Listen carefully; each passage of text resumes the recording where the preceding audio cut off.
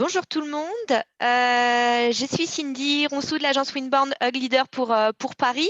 On est ravis de vous retrouver une fois de plus à l'occasion de ce HubSpot User Group, le dernier de l'année, le quatrième. Donc merci à tous de votre présence et de votre engagement de nouveau sur cet événement. Alors comme d'habitude, on va se laisser 1 ou 2 minutes pour laisser tout le monde nous rejoindre. Voilà, donc pour ceux qui nous rejoindraient pour la première fois, un petit récap sur ces hugs dont on est co-organisateur maintenant depuis 4 ans. L'objectif, c'est toujours d'aborder des sujets et des problématiques qui vous concernent vous, professionnels de la vente, professionnels du marketing, qu'ils soient digital ou pas d'ailleurs, par le biais de cet outil HubSpot qu'on utilise nous au sein de l'agence Winbound, puisqu'on est agence partenaire, que certains fidèles du Hug utilisent au quotidien, et puis peut-être que certains d'entre vous, vous souhaitez en découvrir un peu plus. Donc voilà, l'idée, c'est d'apprendre à optimiser l'utilisation de cet outil, mais aussi d'échanger entre nous, entre professionnels qui avons les mêmes problématiques. Donc voilà, je vous souhaite la bienvenue. Merci aux nouveaux, merci aux fidèles. On a eu la chance cette année d'avoir un format 100% virtuel, ce qui n'était pas le cas jusque-là. Donc il se peut qu'on ait des gens de toute la France et je les salue depuis la Bretagne où je me trouve aujourd'hui. Donc, qu'est-ce qu'on va aborder comme thème aujourd'hui? Justement, on va revenir sur cette année un petit peu particulière parce que je pense que personne n'a pu y échapper. On va faire une petite rétrospective sur cette année 2020 et surtout comment nous, de notre point de vue, elle a pu révolutionner le marketing et les ventes. Ça nous a bousculé, ça nous a chahuté, mais parfois pour le meilleur. Et je suis assez persuadée, et Julia et Michel qui sont avec nous aujourd'hui ne me contrediront pas qu'on va garder des bonnes pratiques sur cette année 2020.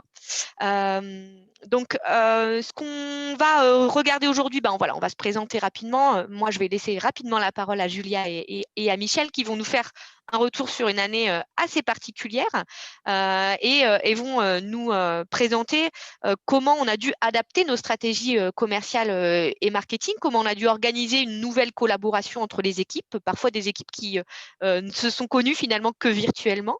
Comment, grâce à un outil comme HubSpot et de nouvelles fonctionnalités, on a pu s'adapter et finalement presque continuer notre vie normale. Et puis évidemment, on aura une session de questions-réponses.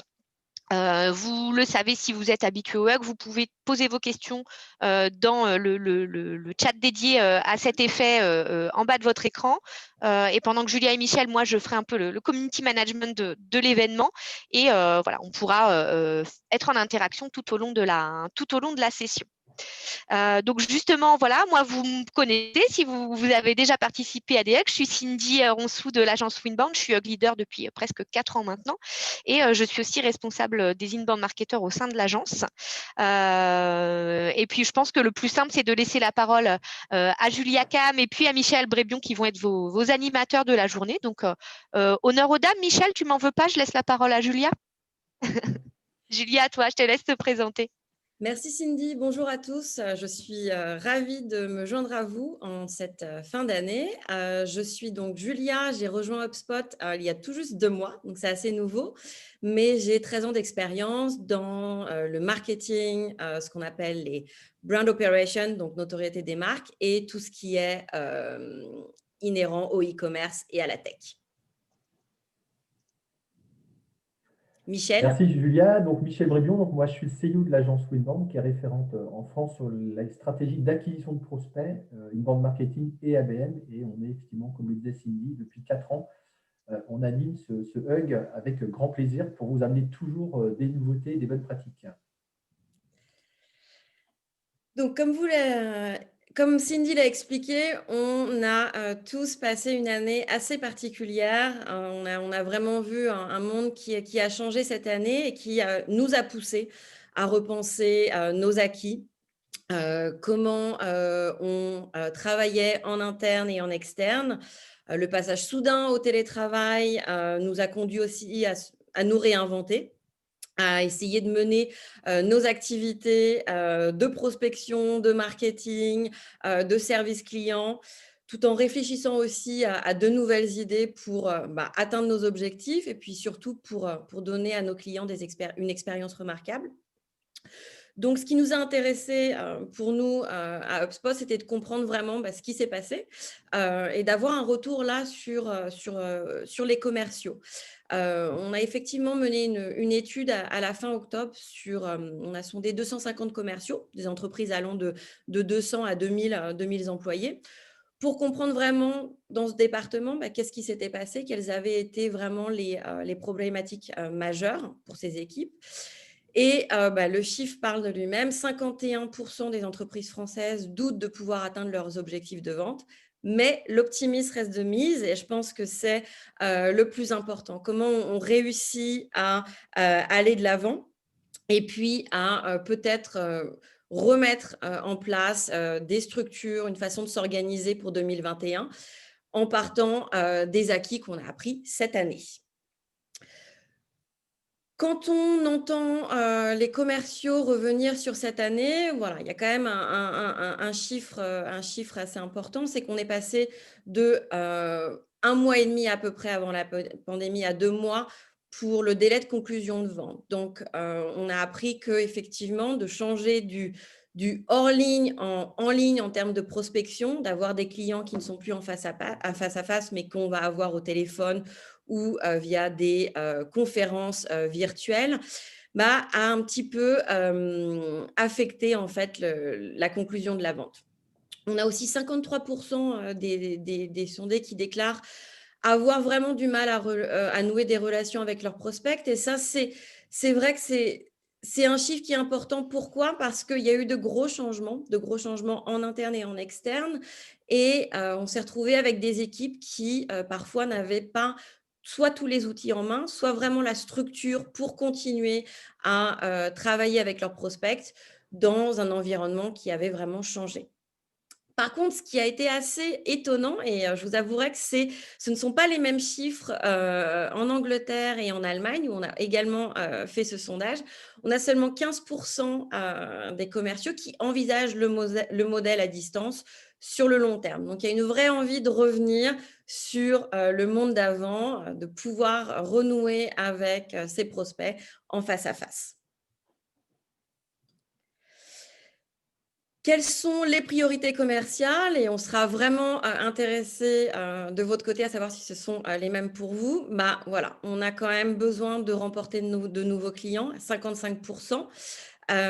Augmenter les ventes de produits spécifiques. Donc, encore une fois, comment réussir à communiquer sur son produit, à s'assurer qu'il y a des leviers d'acquisition derrière. Mais il y a aussi ce qui est intéressant, 20% des sondés disent qu'ils veulent vendre sur de nouveaux marchés. Et ça, c'est assez général. Il faut être plus flexible, être plus agile et se demander si les produits qu'on a sont les produits les plus importants ou s'il y a de nouveaux produits à mettre en place sur de nouveaux marchés. Aussi, bien évidemment, augmenter le prix de vente moyen par transaction à 18%, ce qui est encore une fois inhérent au besoin de rentrer dans ces objectifs.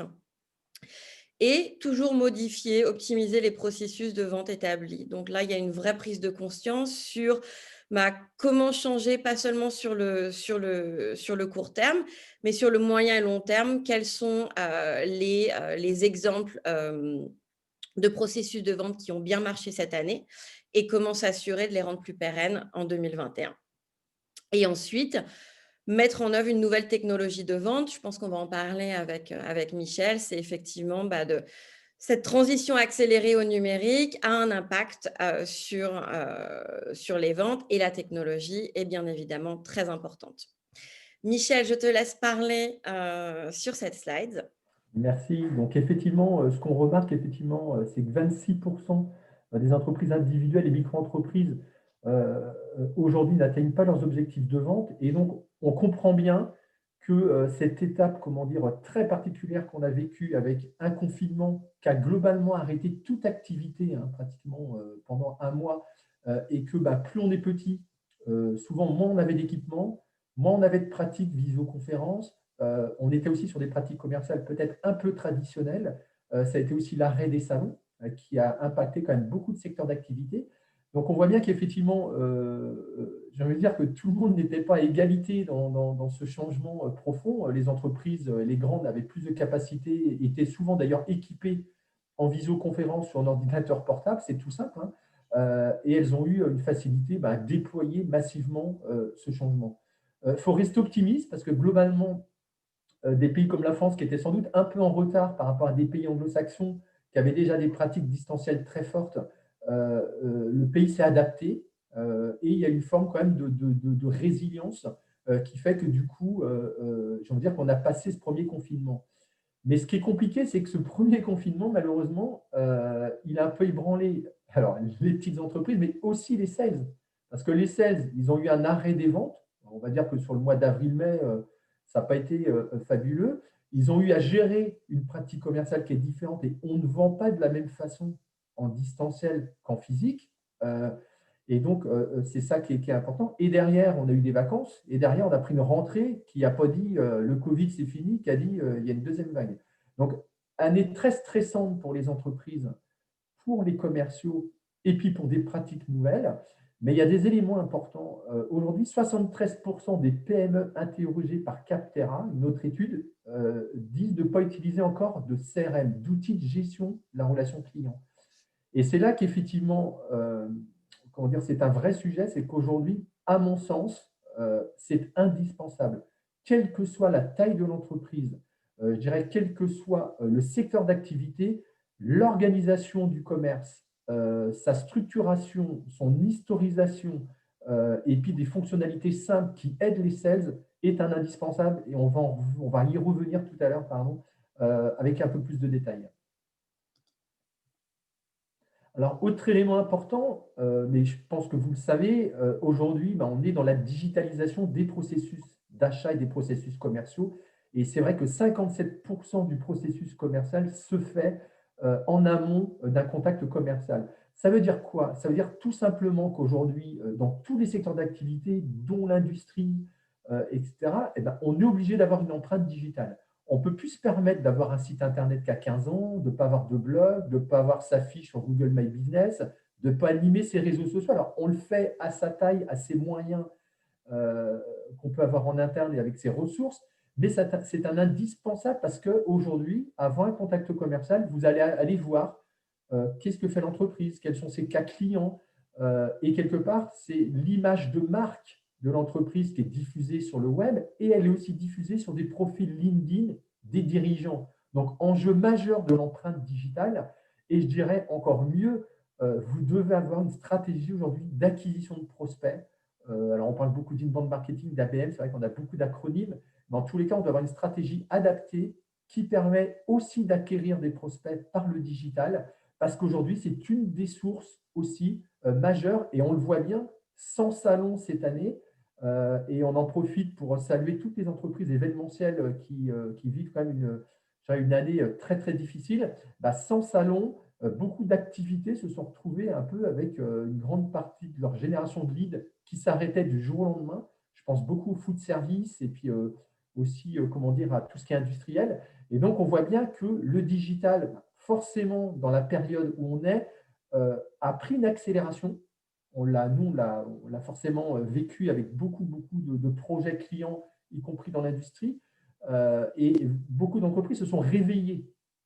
Et donc, je dirais que dans toute comment dire, difficulté, et parce que cette année était difficile pour certains secteurs d'activité très touchés, c'est aussi une opportunité. Toute crise est aussi une opportunité de revoir son fonctionnement, de revoir son organisation commerciale et de revoir sa manière aussi de prendre la parole. Et donc, soyons positifs.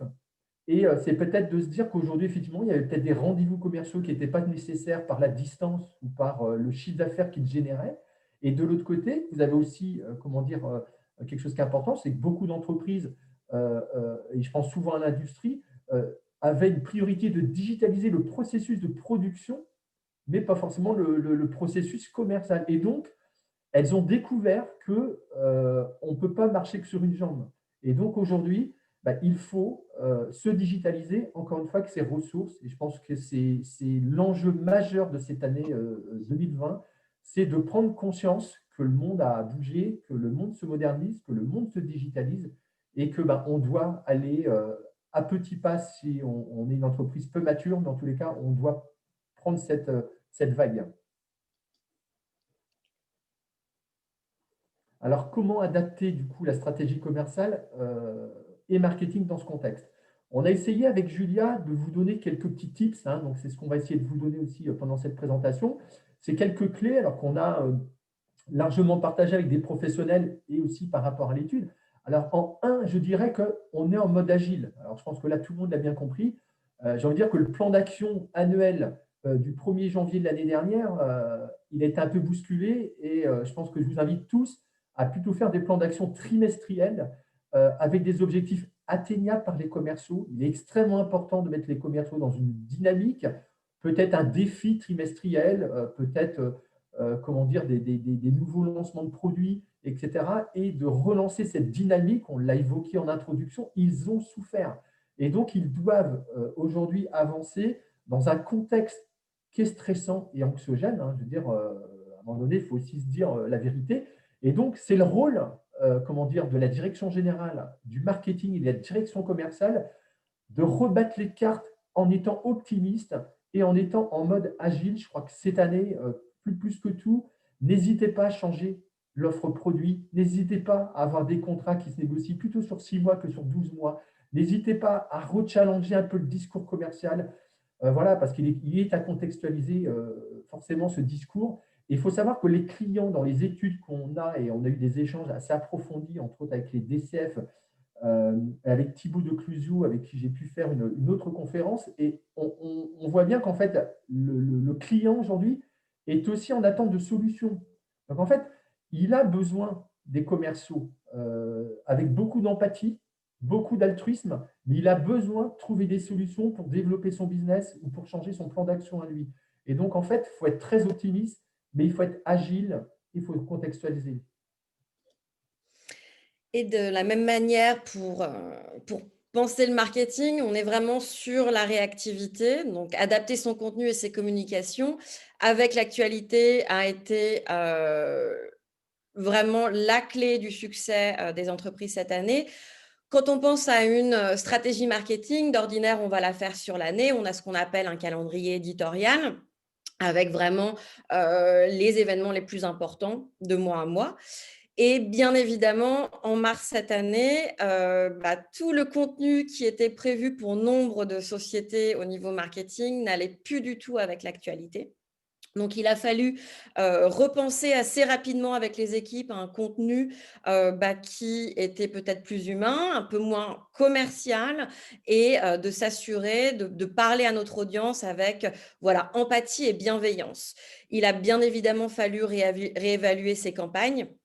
Donc, le but, c'est de maximiser, bien évidemment, le retour sur investissement des campagnes qui marchent et puis de mettre en pause celles qui ne vont pas marcher. L'exemple principal, toutes les campagnes hors ligne, les publicités dans les métros ou les affiches publicitaires ont été mises de côté pour maximiser effectivement peut-être ce qu'on appelle la performance marketing, donc les publicités sur Google, les publicités display, mais aussi tout ce qu'on va appeler la prospection sur les réseaux sociaux. En fait, de s'assurer de mettre en avant sa marque là où l'audience est. Ensuite, très important, bien évidemment, savoir optimiser son site, d'être sur la première page Google en organique, s'assurer que le contenu remonte. En général, ça prend du temps. Le SEO, je suis sûre que vous savez que voilà, vous travaillez avec vos équipes sur un contenu qui est pertinent, mais qui marche aussi pour le géant Google. Prendre le temps de revenir sur les articles que vous avez créés il y a quelques années et de savoir comment les optimiser. Vous n'avez pas tout à refaire, mais c'est de s'assurer que vos articles restent d'actualité. Et le plus important, ce qu'on appelle le marketing relationnel. Donc vraiment, encore une fois, comprendre les problématiques de vos clients, de vos prospects, comprendre ce dont ils ont besoin et travailler avec eux avec des messages, encore une fois, moins commerciaux, mais qui dénotent d'une empathie, qui permettent voilà, d'accompagner votre audience pendant ces mois difficiles et de regarder ce qui a marché cette année et de les maximiser pour l'année prochaine. Les 4 clés du succès. Alors, je ne le dirai jamais assez, ce qu'on appelle le smarketing. Donc, une collaboration vraiment étroite et positive entre les équipes marketing et commerciales. Cette année, en interne, ça a été difficile. En fait, on a pu à taper sur l'épaule du voisin pour avoir un petit catch-up de 5 minutes. Non, il faut utiliser des outils comme Slack, des outils Zoom pour parler avec vos collègues. Et ce qui se passe, c'est qu'il y a vraiment une perte de communication. Donc, s'assurer que vos 2 équipes sont liées. J'ajouterais bien évidemment l'équipe service client aussi, de comprendre ce qui se passe dans le parcours du client, s'assurer de comprendre les problématiques rencontrées par les commerciaux et comment le marketing peut aider ces équipes à atteindre plus facilement leurs objectifs. Michel en a parlé, vous êtes tous ici parce que vous utilisez un outil CRM. Effectivement, on a vu que des sociétés ne les avaient pas encore ou en fait utilisaient des CRM hérités. Vraiment, la mise en place d'un logiciel performant et collaboratif pour suivre le travail de l'équipe et du client est primordial. Et ce qu'on a vu avec le sondage HubSpot, par exemple, c'est que beaucoup d'équipes n'avaient pas toutes les clés en main pour réussir en virtuel, pas forcément d'avoir le mode d'emploi pour utiliser l'outil de façon simplifiée. Donc, encore une fois, pour les managers, accompagner, s'assurer que l'outil correspond aux besoins des équipes et qu'il y a une vraie éducation autour de ces outils. Innover, on l'a vu, on a changé une stratégie hors ligne pour les commerciaux à une stratégie en ligne. On a aussi vu pour les équipes marketing qu'il y avait encore plus de concurrence au niveau des emails envoyés aux clients. Donc, comment être intelligent, comment utiliser des outils, comment automatiser des tâches laborieuses pour vraiment permettre aux équipes de rester centrées sur des actions qui ont une forte valeur ajoutée. Et enfin, l'expérience client, il n'y a rien de plus important, de mettre le client au cœur de sa stratégie, de le comprendre pour permettre de communiquer avec les clients sur des sujets qui lui correspondent pour, encore une fois, avoir un impact.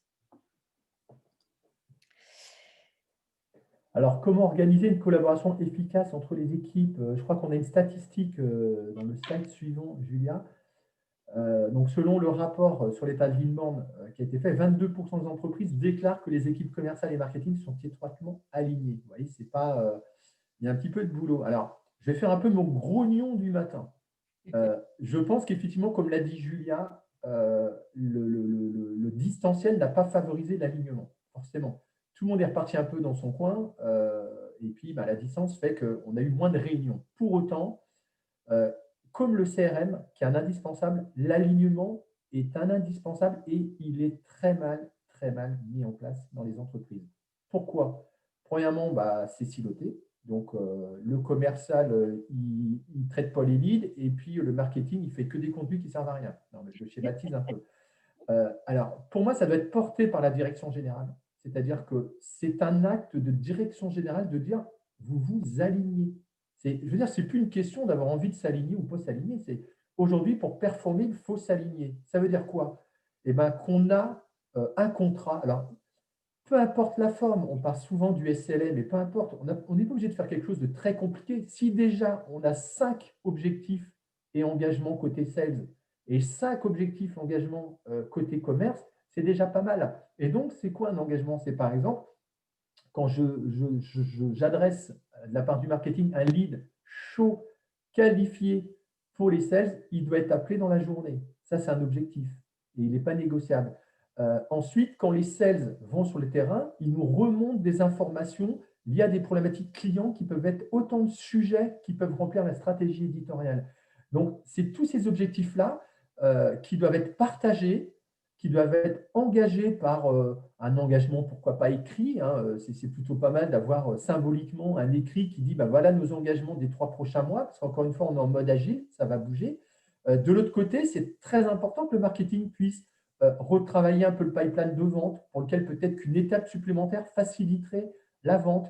Peut-être qu'on peut aussi travailler sur la découverte client parce qu'elle a globalement changé dans le contexte dans lequel on est. Donc, peut-être que le document de découverte qui est utilisé ou la pratique qui est faite de mémoire aurait besoin d'être un petit peu challengée pour apporter de la valeur. Peut-être que le closing, il faut revoir un peu la présentation de la proposition commerciale. Elle peut-être raccourcie parce qu'en fait, en distanciel, on a aussi moins de temps. Le client vous en donne moins. Il y a besoin d'arguments un peu plus percutants. Il faut aussi nouer un contact après la visioconférence. C'est-à-dire qu'en fait, l'acte de vente, il est un peu coupé. Avant, on voyait le client, on avait une étape de découverte assez forte, etc. Aujourd'hui, il y a une visioconférence, le client peut ne plus donner de signe de vie et le commercial, il est un peu démuni. Et le CRM répond au tracking de la proposition commerciale, à l'historisation, à la petite vidéo qui explique le devis, etc. Donc, il apporte beaucoup de fonctionnalités qui vont permettre au commercial d'être plus performant en ligne, parce que du coup, il y a des outils, des fonctionnalités faits pour. Et de l'autre côté, le marketing doit s'engager auprès des sales à apporter de la valeur pour effectivement faciliter les ventes. Donc, l'alignement, c'est un indispensable. Et moi, je vous invite, parce qu'on le fait tous les jours avec l'équipe de Winmond, à retravailler le traitement des leads et donc regarder l'ensemble des points de contact que vous avez, comment ils sont traités, parce que ça bougeait. Il n'y a plus de salons, il y a peut-être plus de contacts, de webinaires qu'il y avait moins. Revoir aussi le pipeline. Peut-être qu'en fin d'année, un petit tour des pipelines sur comment les commerciaux vivent les étapes, peut-être qu'une étape supplémentaire, peut-être qu'une méthode supplémentaire permettrait de s'adapter au contexte et à la, je dirais, à la méthode qui a évolué. Donc, rencontrez-vous, travaillez ensemble et j'impose la plupart du temps une réunion minimum mensuelle entre les équipes sur ce sujet clé. Vous en sortirez toujours gagnant avec des résolutions de problématiques ou de douleurs des uns et des autres. Donc, l'alignement plus que jamais et plus que jamais dans le contexte où on est. Et je me permets, Michel, d'ajouter que, ça rebondit sur ce que disait Julia, toi, il y a un an, quand tu avais une idée ou une problématique à me remonter, tu traversais le couloir et tu venais me taper sur l'épaule pour me la partager et tout de suite, on pouvait adapter là. On ne va pas toquer la porte à côté puisqu'on est souvent dans des endroits assez éloignés. Donc, il faut se forcer effectivement à positionner des moments d'échange, vraiment à les planifier parce que sinon, on voit bien que ça se dilite assez facilement. Complètement. Tout à fait. Voilà, donc on a, comme l'a dit Michel, cet alignement est primordial et on va vous donner quatre actions assez faciles à mettre en place. Ce que j'ai vu, moi, dans mes équipes, et ça fait 12 ans que je manage des équipes, effectivement, donc vous avez le côté marketing et tout ce qui va être la recherche, donc vraiment de comprendre la persona de votre acheteur.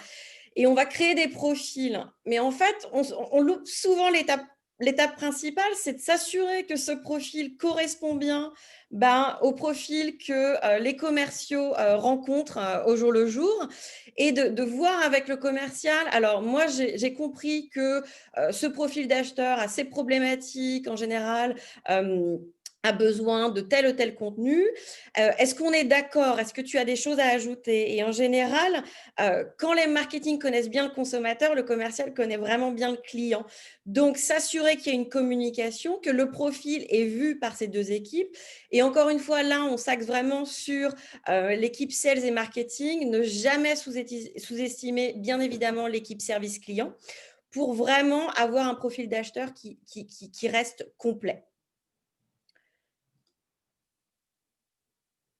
Alors, donc, pour compléter ce que dit Julia, effectivement, il faut suivre l'ensemble des interactions de vos clients et des commerciaux. Et donc, c'est vrai que HubSpot, c'est un outil rêvé parce qu'en fait, c'est un outil de centralisation de l'information. Et donc, ça reste une aide très, très précieuse pour les sales et le marketing.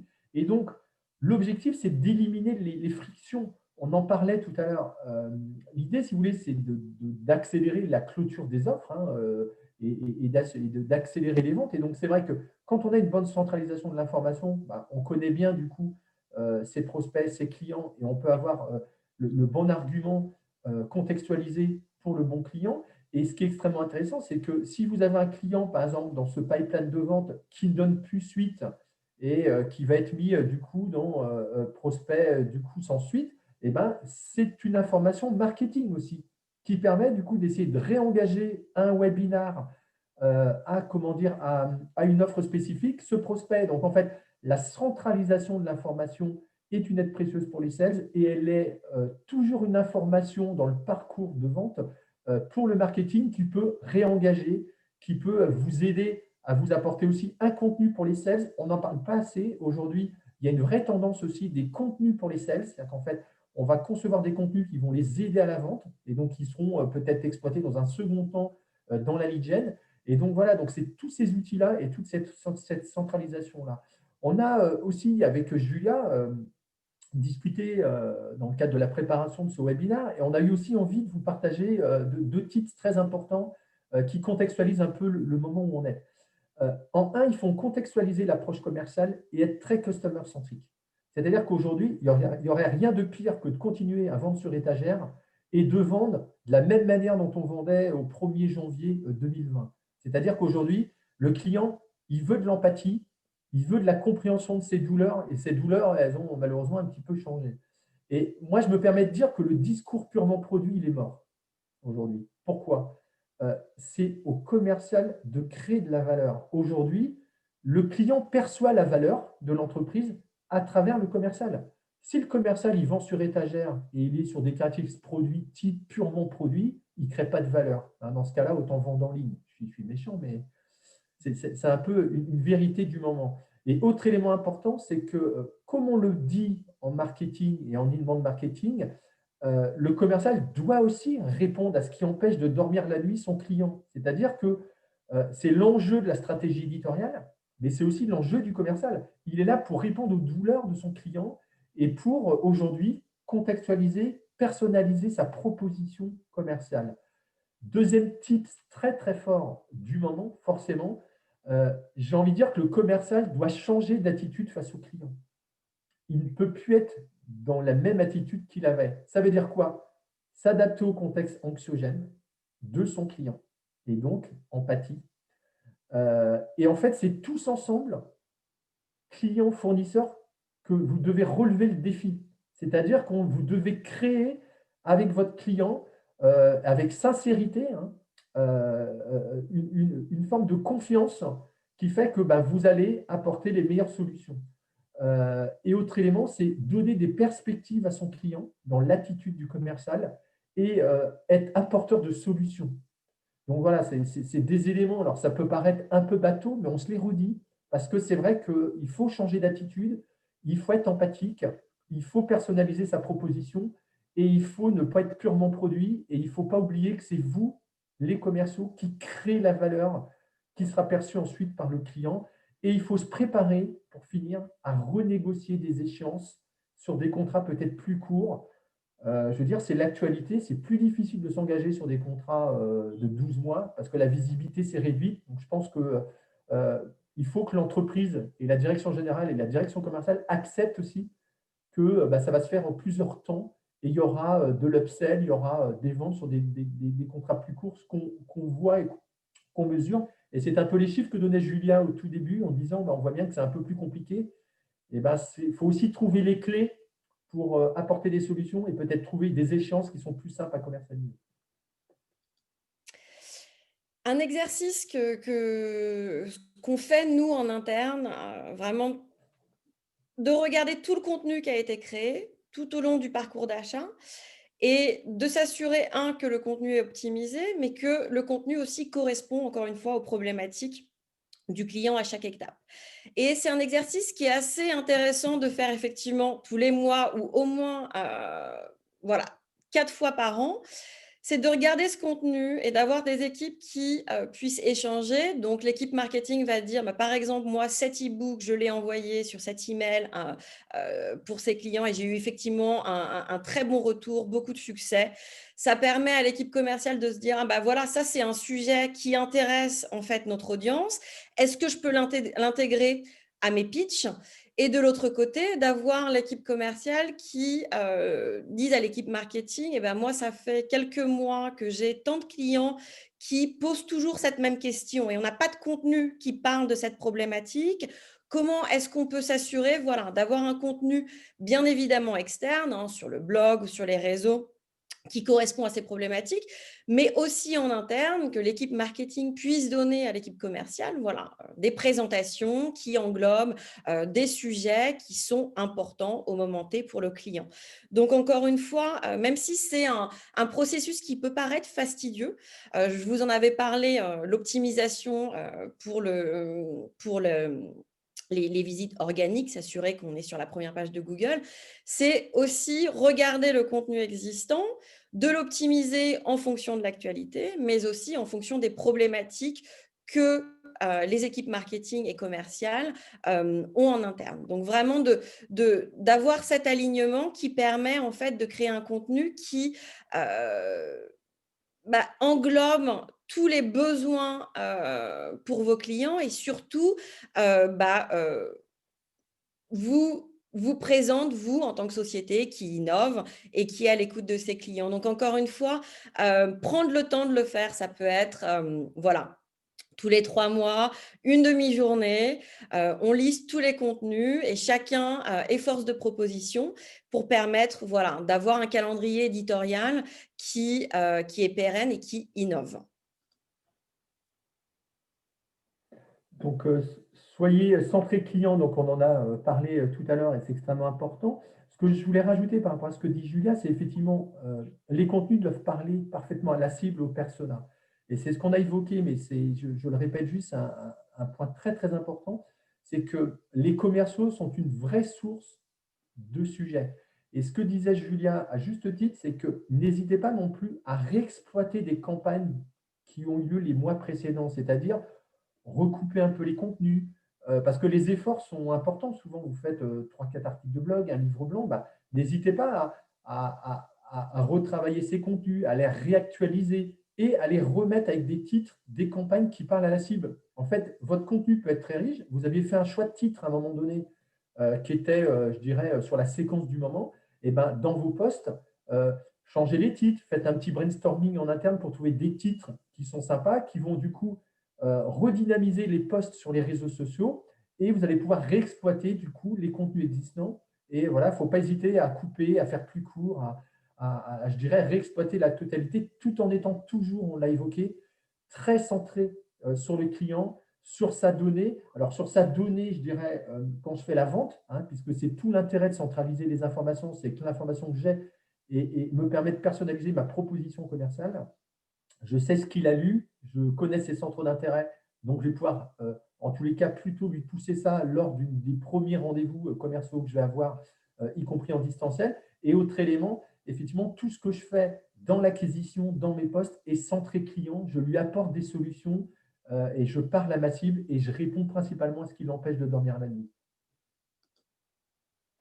Alors, 66% des clients se tourneraient vers la concurrence dans le cadre d'un contrat pas assez personnalisé et humain. Ça vient conforter, cette étude vient conforter ce qu'on partage aujourd'hui dans ces tips.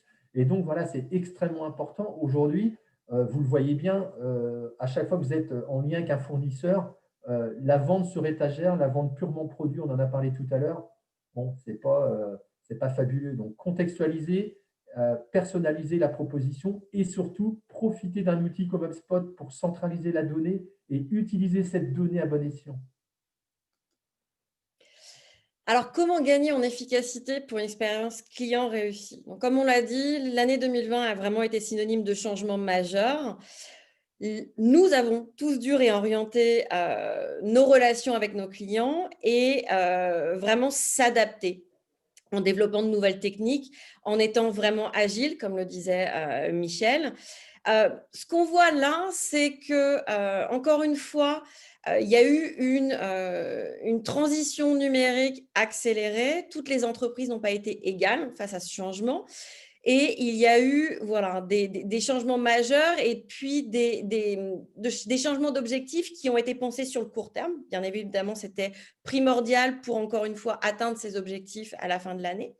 Mais ce qu'on veut vraiment essayer de pousser aujourd'hui, c'est de prendre ces changements, de regarder ce qui s'est passé cette année et de se dire, mais en fait, ces changements, peut-être qu'ils allaient arriver de toute façon, Covid ou non. Et qu'est-ce que je veux mettre en place maintenant qui va me permettre de gagner en 2021? Donc, encore une fois, l'expérience client devrait être le mot d'ordre pour chaque société, de comprendre les besoins du client pour pouvoir vraiment créer une stratégie en 2021 qui va vous permettre de gagner sans pour autant, comme l'a dit Michel, de faire des changements énormes ou une restructure totale de votre société. Mais il y a effectivement des petites techniques à mettre en place qui peuvent vraiment maximiser votre performance en 2021. Donc, on l'a dit, aujourd'hui, les entreprises les plus performantes sont celles qui se focalisent sur l'expérience client. Nous, ce qu'on a vu avec HubSpot, c'est qu'effectivement, en accompagnant nos clients cette année, en les écoutant, en comprenant leurs problématiques en relation client, les CRM, bien évidemment, sont la pierre angulaire de cette stratégie, mais un CRM qui reste simple et surtout un CRM qui est compris par tous les employés de votre société. Alors, la recherche de flexibilité conduit souvent, je dirais, à un excès de complexité. Plus d'un tiers des projets d'implémentation de CRM se soldent par un échec. Je crois que sur ces sujets-là qu'on maîtrise parfaitement, c'est que le CRM, c'est un projet d'entreprise. C'est exactement ce que dit Julia. C'est-à-dire qu'il y a plusieurs parties prenantes. Donc, en fait, on ne peut pas le faire dans son coin. Encore une fois, quand on parle d'alignement, le projet CRM, il est dans un projet d'alignement marketing et commerce et avec quelque part une caution de la direction générale. Euh, euh, on peut du coup, Julia, avancer sur du coup, le projet de conception d'une CRM pour passer aux attentes.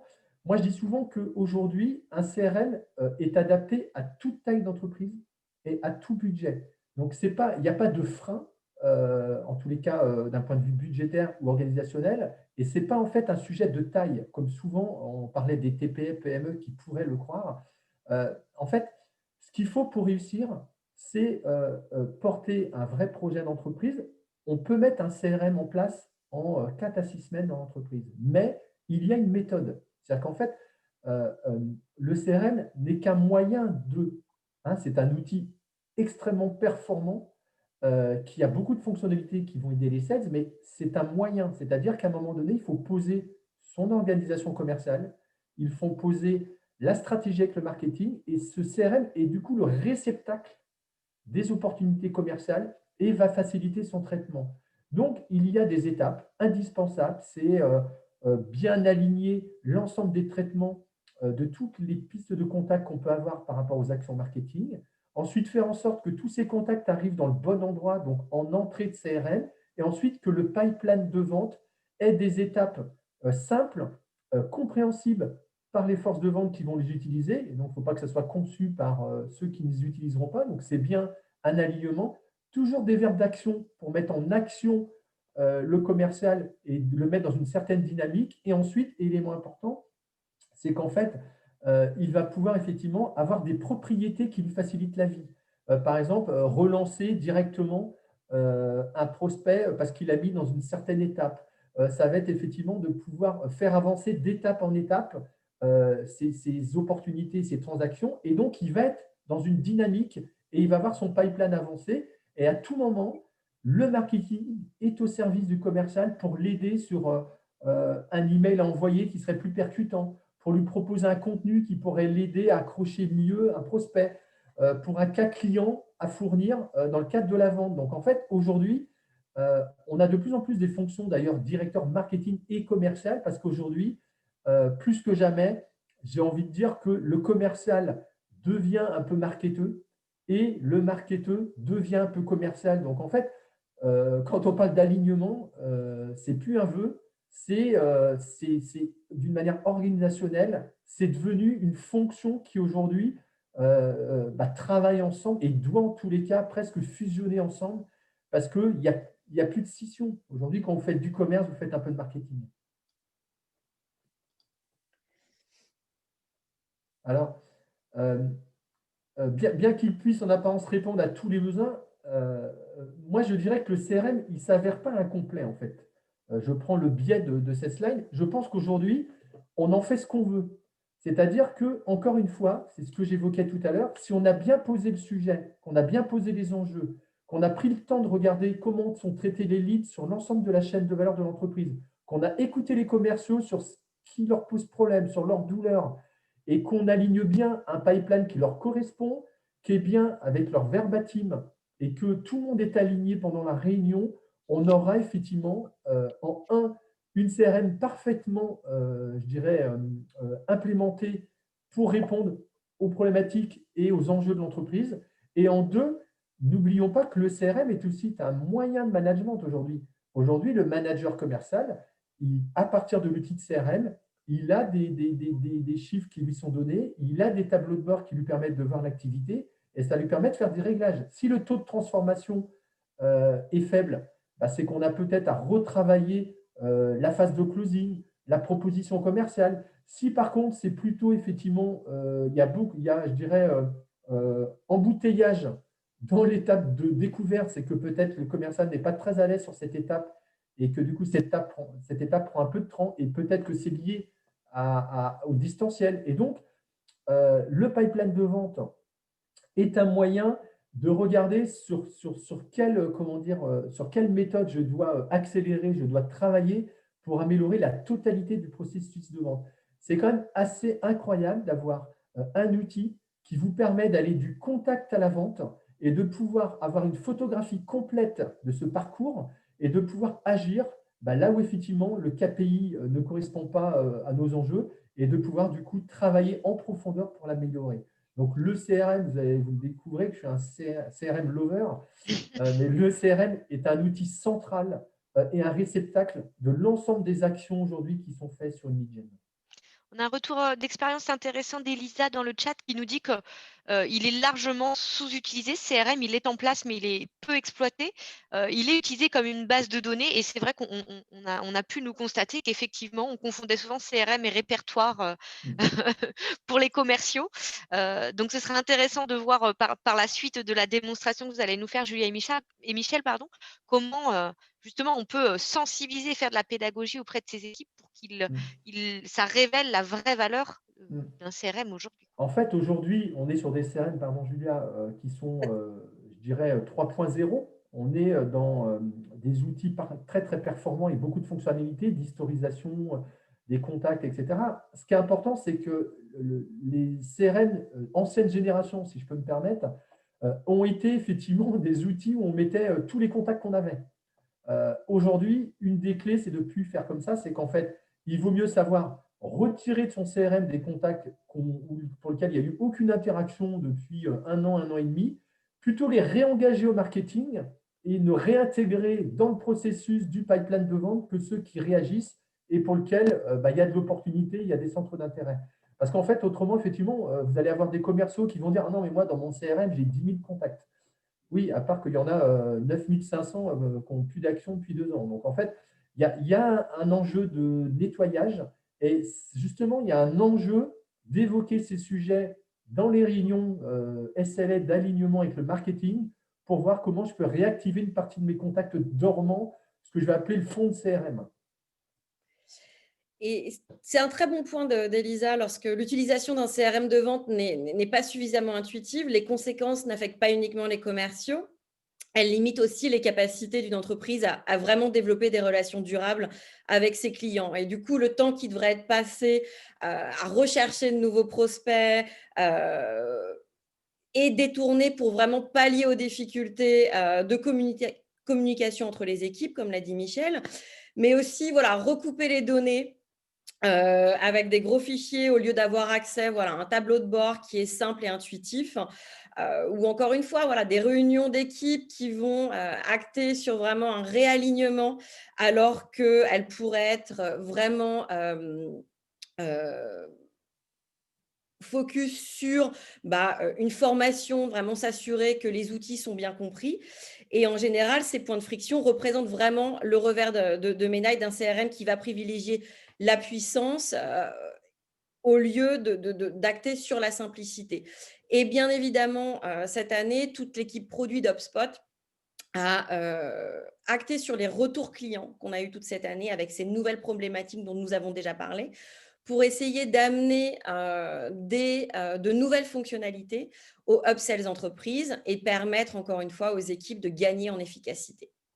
Donc, je suis sûre que vous l'avez vu, mais pour revenir un petit peu sur ce qui s'est passé sur ce hub, la volonté, c'était d'avoir un produit qui reste complet, qui permette d'avoir toutes les fonctionnalités d'un gros CRM puissant, mais qui soit facile d'utilisation pour permettre aux équipes qui ont subi cette transition accélérée au numérique d'avoir accès à toutes les fonctionnalités en un clic et surtout de permettre de gagner en puissance. Donc, on a vu des fonctionnalités avancées, des outils d'accélération des ventes basés sur l'intelligence artificielle, mais aussi des outils de proposition commerciale un peu plus connectés, encore une fois pour faciliter cette coordination en interne et d'avoir un reporting commercial vraiment plus intuitif et intégré et d'avoir accès aux données, encore une fois, sur un tableau de bord. Donc, ce qu'on a mis en avant avec le Upsells Entreprise en septembre, c'est ce qu'on a appelé donc les objets personnalisés, des rapports de vente plus détaillés et puis également les autorisations avancées pour plus de contrôle et de flexibilité des équipes dans leur CRM.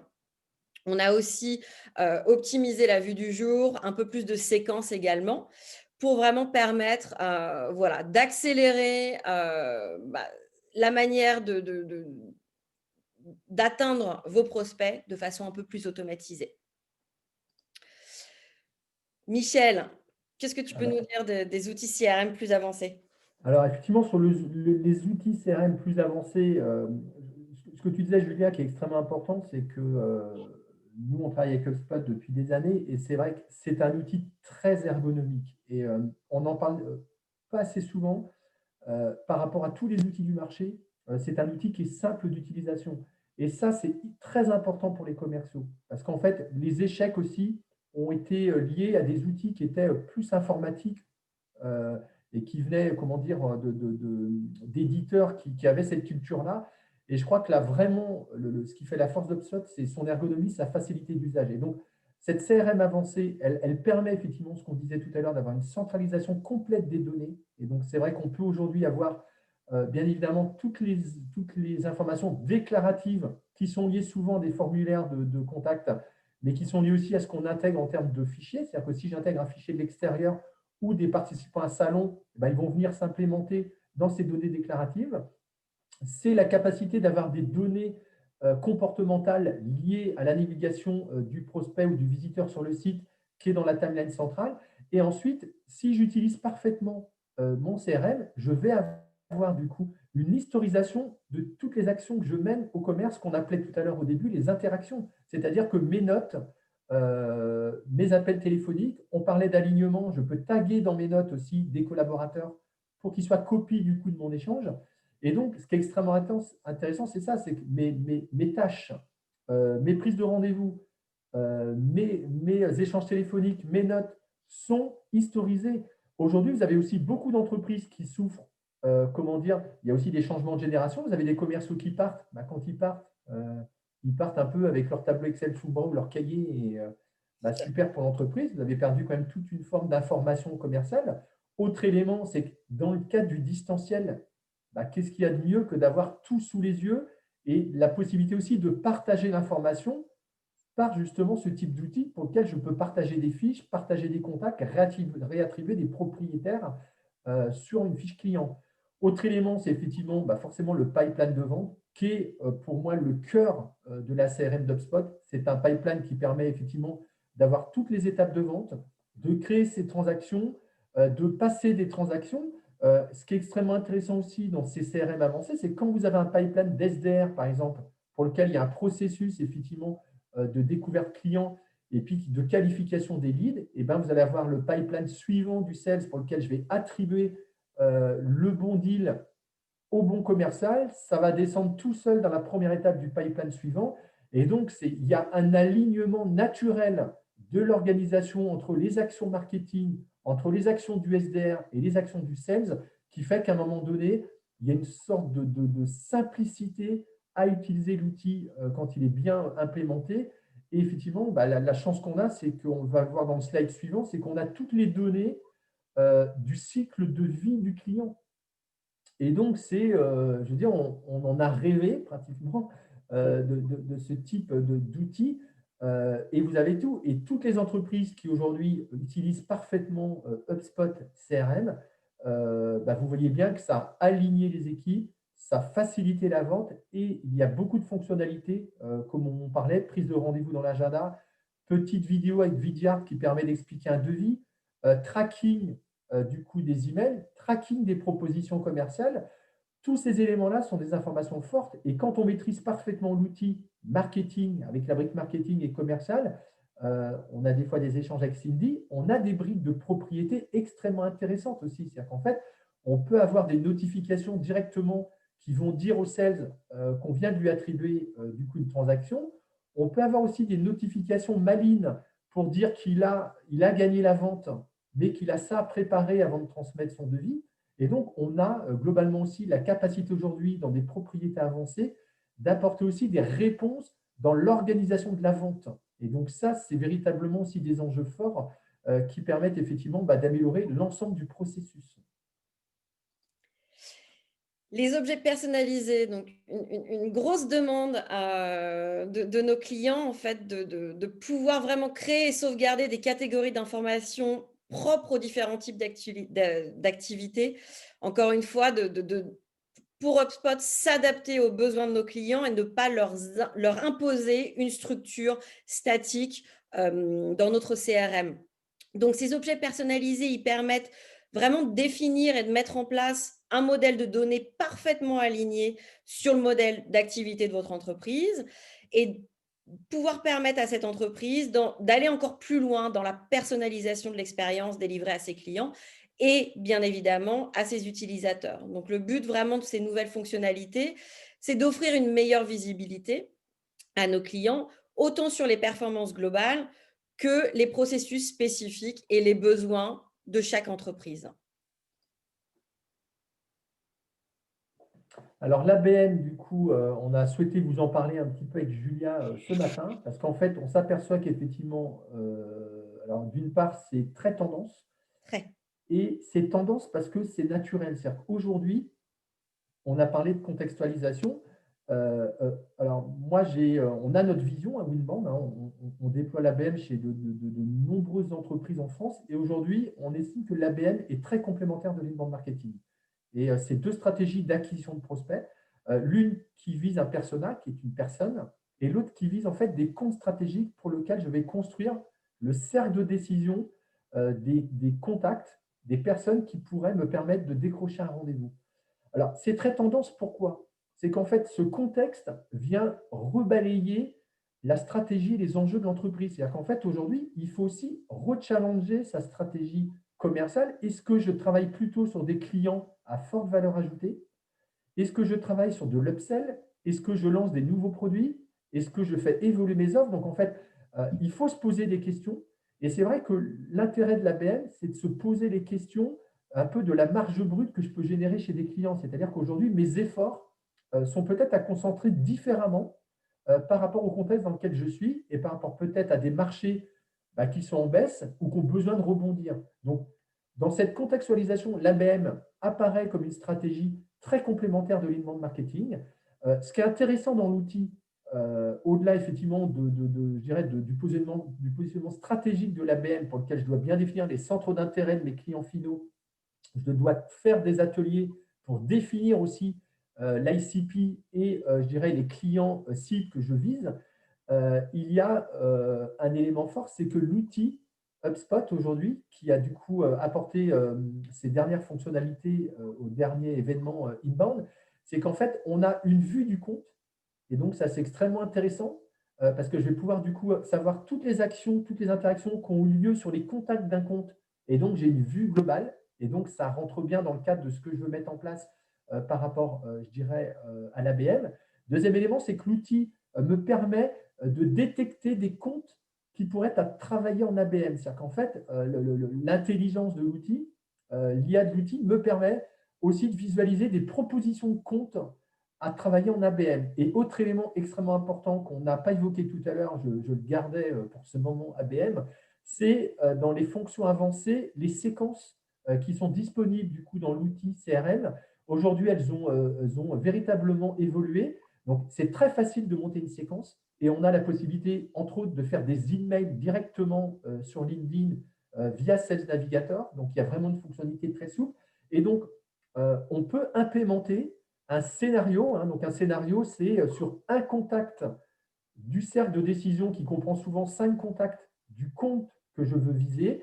Et ben, je vais pouvoir créer cette séquence qui est en fait le scénario du contact avec un email, une tâche à faire, un message en email, etc. Et donc, je vais pouvoir implémenter mon scénario ABM qui vise ce contact du compte directement dans HubSpot. Et donc, on voit bien qu'HubSpot prend ce virage extrêmement intéressant en cette rentrée parce que c'est un enjeu majeur stratégique de revoir sa stratégie, de travailler sur des comptes à valeur ajoutée. Et donc, moi, ce que je vous invite à faire aussi dans les astuces qu'on peut vous proposer, c'est quand vous avez un pipeline de vente chez les sales, et ben, créer peut-être une colonne au démarrage du pipeline, des comptes stratégiques qu'il aimerait travailler en ABM. Ça va lui permettre de distribuer dans le pipeline quelques opportunités stratégiques et vous allez pouvoir, dans le cadre de cette réunion que je suis sûr vous allez organiser dès demain entre sales et marketing, ça va vous permettre de pouvoir discuter de ces comptes-là et que le marketing vienne accompagner les commerciaux. Un chiffre, aujourd'hui, l'inbound marketing, c'est 70% l'action du marketing, 30% l'action des sales qui traitent les leads. En ABM, c'est l'inverse. C'est 70% les sales et 30% le marketing parce que c'est un acte de vente différent, mais c'est bien le sales qui déploie le scénario, qui interagit par rapport aux réactions du client.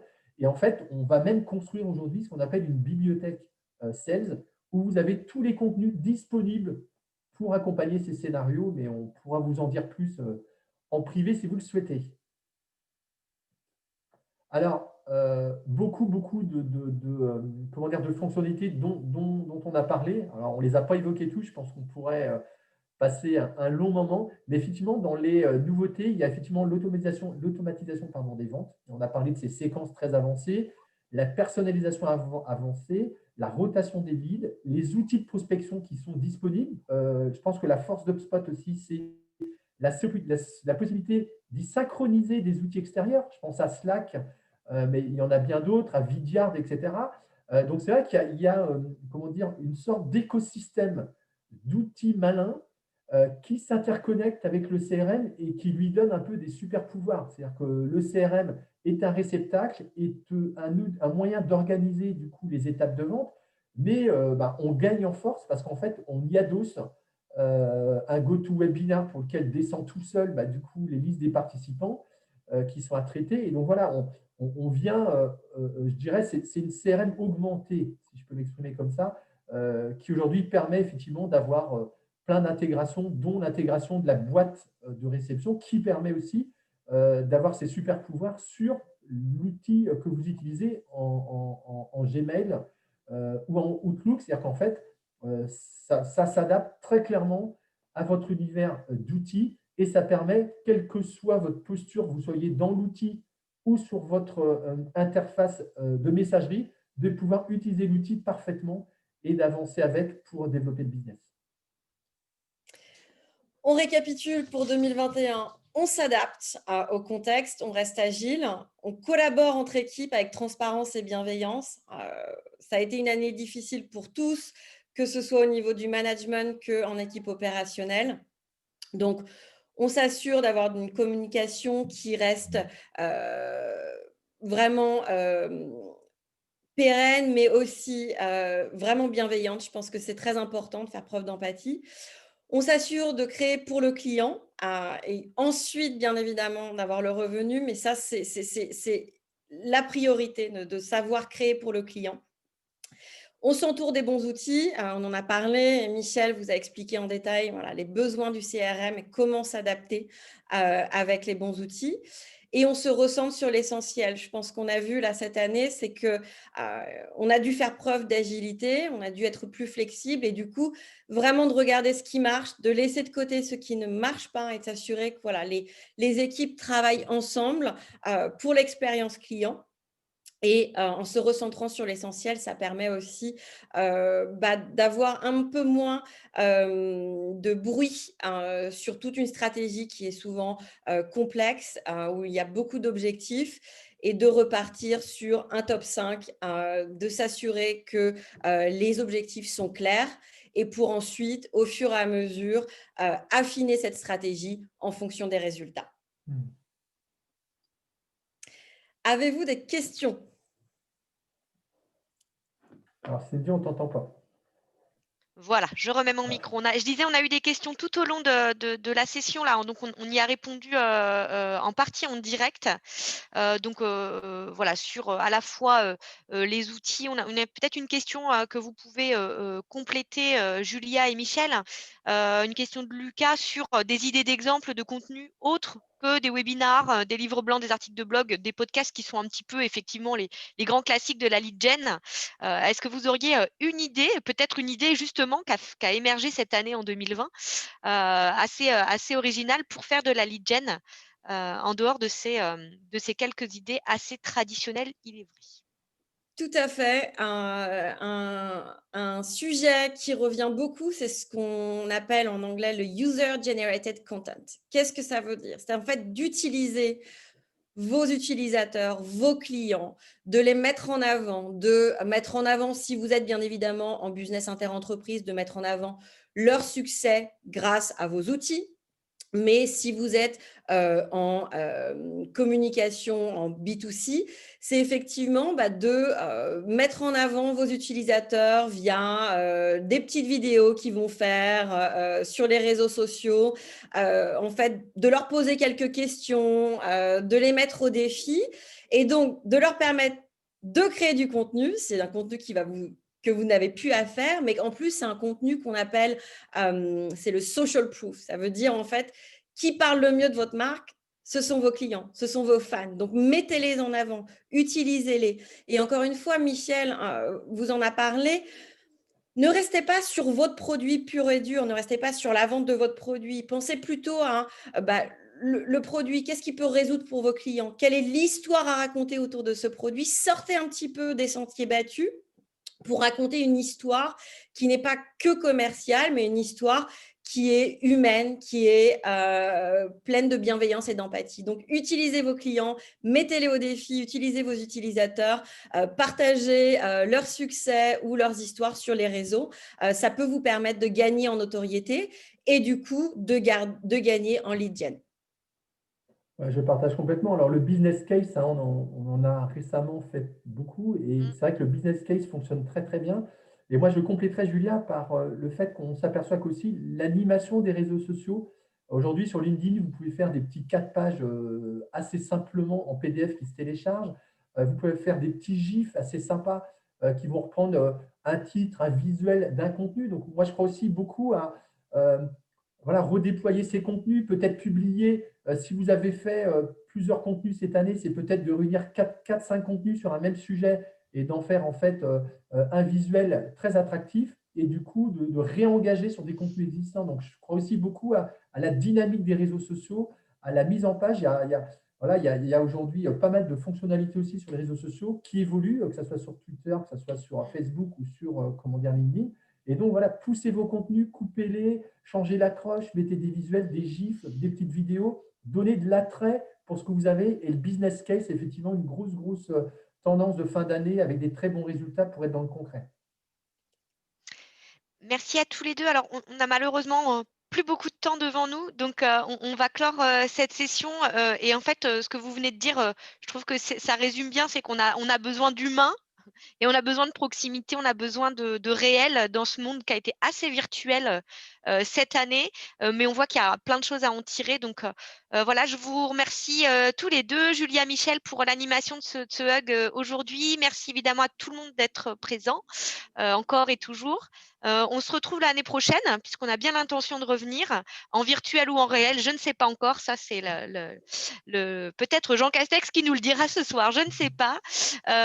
En tout cas, voilà, merci. Prenez soin de vous et passez des très belles fêtes de fin d'année. Merci Julia, merci Michel, et à bientôt tout le monde. Merci à tous. Merci à tous. Au revoir. Au revoir.